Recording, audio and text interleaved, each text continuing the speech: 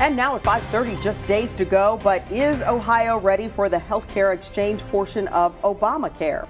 Thank you for joining us tonight at 5:30. I'm Tracy Townsend. And I'm Kurt Ludlow. The health insurance marketplace is an important component of the Affordable Care Act, but there remains a lot of confusion as to who qualifies and what they need to do.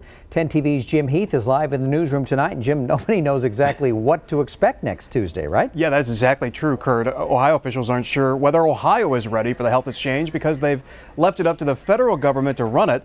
Supporters believe that the marketplace will make a difference for many uninsured Ohioans.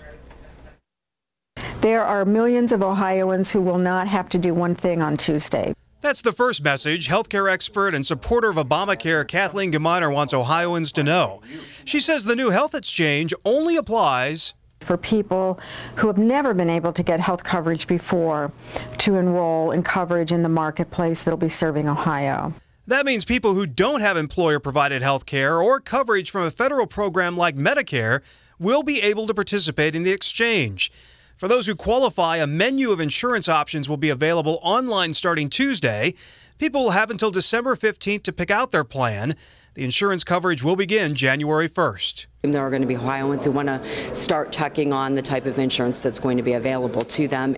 Ohio's insurance director, Mary Taylor, has been critical of the marketplace, where she says on average, premiums will rise over 40% next year. Unfortunately, because of all the new mandates under Obamacare, premiums are going up. So unfortunately, there may be situations where individuals find it still too costly. Taylor says her numbers do not include reductions that will come from federal subsidies.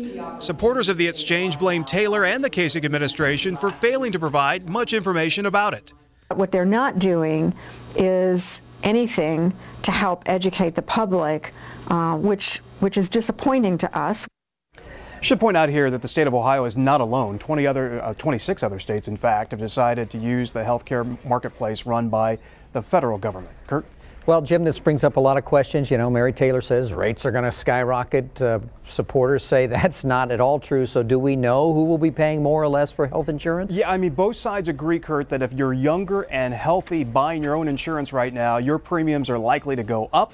But if you're older, pre-Medicare, you're likely to see your prices go down. Certainly a year from now, we'll have a much clearer picture of the actual costs.